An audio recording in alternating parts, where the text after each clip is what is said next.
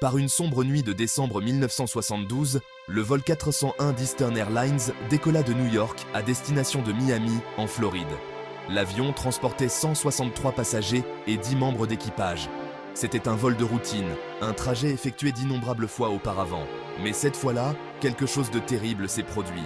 Alors que l'avion s'approchait de l'aéroport international de Miami, il s'est abîmé dans les Everglades de Floride, tuant 77 passagers et membres d'équipage. Le crash du vol 401 a été une tragédie qui a eu un impact profond sur l'industrie aéronautique. Mais c'est l'après-crash qui allait véritablement capturer l'imagination du public. Des rumeurs ont commencé à circuler sur d'étranges événements, d'apparitions fantomatiques et de phénomènes inexpliqués. Le vol 401 n'était pas seulement une tragédie, il était sur le point de devenir une légende. Qu'est-ce qui a causé le crash du vol 401 ? Les enquêteurs ont déterminé qu'une série d'erreurs techniques, aggravées par une erreur humaine, ont conduit au drame. La cause principale était un voyant de train d'atterrissage défectueux. Alors que les pilotes se préparaient à l'atterrissage, le voyant ne s'est pas allumé, indiquant que le train d'atterrissage n'était pas sorti et verrouillé. L'équipage s'est focalisé sur le dépannage du voyant, détournant son attention d'autres instruments cruciaux. À leur insu, le pilote automatique s'était déconnecté et l'avion perdait lentement de l'altitude. Les pilotes, préoccupés par le voyant du train d'atterrissage, n'ont pas remarqué la descente de l'avion. L'enregistreur de voix du cockpit a capturé les derniers instants effrénés lorsque l'équipage a réalisé son erreur, mais il était trop tard. L'avion s'est écrasé dans les Everglades à plus de 300 km/h. L'impact a été dévastateur. Le crash du vol 401 a mis en évidence l'importance de la gestion des ressources du poste de pilotage, la nécessité d'une communication claire et d'une conscience situationnelle partagée au sein de l'équipage de conduite.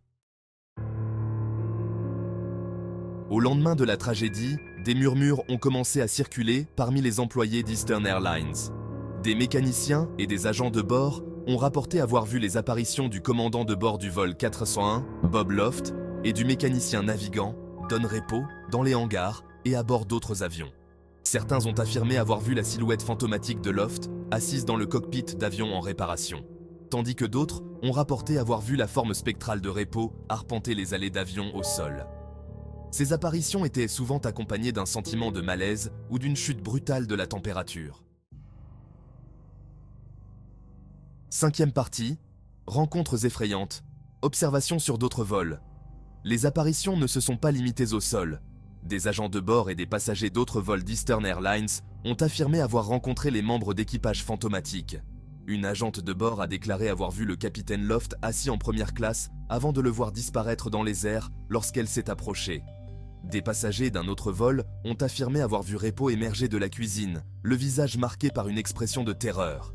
Ces histoires, bien que rejetées par les sceptiques, se sont répandues comme une traînée de poudre, alimentant la légende grandissante de la compagnie aérienne hantée. Sixième partie, la réaction de la compagnie aérienne. Dissimulation ou préoccupation? Face à un cauchemar en matière de relations publiques, Eastern Airlines a d'abord minimisé les rapports faisant état de rencontres fantomatiques. Cependant, comme les apparitions persistaient, la compagnie aérienne a pris la mesure inhabituelle de retirer des pièces récupérées du vol 401 qui avaient été installées sur d'autres avions. Certains ont spéculé que la compagnie aérienne tentait d'apaiser les esprits des membres d'équipage décédés, tandis que d'autres y ont vu une tentative désespérée d'étouffer l'hystérie croissante. Septième partie, scepticisme et croyance, expliquer l'inexpliqué. Les rapports de hantise sur les vols d'Eastern Airlines ont déclenché un débat qui se poursuit encore aujourd'hui. Les sceptiques ont fait valoir que les apparitions étaient le résultat du deuil, du stress et du pouvoir de la suggestion. Ils ont cité le phénomène bien documenté du syndrome du membre fantôme, où les amputés ressentent des sensations dans les membres manquants, comme preuve que le cerveau peut créer des hallucinations vives en période de traumatisme. D'autres, cependant, ont soutenu que les apparitions étaient de véritables phénomènes paranormaux, citant la cohérence des rapports et l'absence de toute autre explication plausible. Huitième partie, impact psychologique, le traumatisme et le pouvoir de la suggestion. L'impact psychologique du crash du vol 401 ne peut être surestimé. La tragédie a non seulement coûté la vie à des passagers et à des membres d'équipage, mais elle a également laissé une cicatrice durable sur la communauté d'Eastern Airlines. Il est compréhensible qu'à la suite d'un événement aussi horrible, les personnes soient plus sensibles à la suggestion, leur esprit cherchant un sens et un réconfort face à une perte inexplicable. Les apparitions, qu'elles soient réelles ou imaginaires, ont apporté un sentiment de clôture à certains, tandis que d'autres les ont trouvées profondément troublantes. 9e partie. Légendes urbaines. L'histoire s'amplifie au fil des récits. L'histoire du vol 401, comme beaucoup de légendes urbaines, a été embellie et exagérée au fil du temps. Ce qui a commencé comme des murmures d'apparitions fantomatiques a évolué en un récit paranormal complet, avec des pièces d'avions hantées et des esprits vengeurs. La frontière entre la réalité et la fiction est devenue floue, rendant difficile la distinction entre les récits authentiques et les histoires fabriquées. 10e partie. Le paranormal, une fascination humaine persistante. La fascination durable pour les hantises du vol 401 témoigne d'un besoin humain plus profond de croire en quelque chose qui dépasse le domaine de l'explicable. Les phénomènes paranormaux, qu'il s'agisse de fantômes, d'ovnis ou d'autres événements inexpliqués, offrent un aperçu de l'inconnu, remettant en question notre compréhension du monde et la place que nous y occupons. Pour certains, le paranormal apporte un réconfort, le sentiment qu'il y a plus dans la vie que ce que l'on peut voir.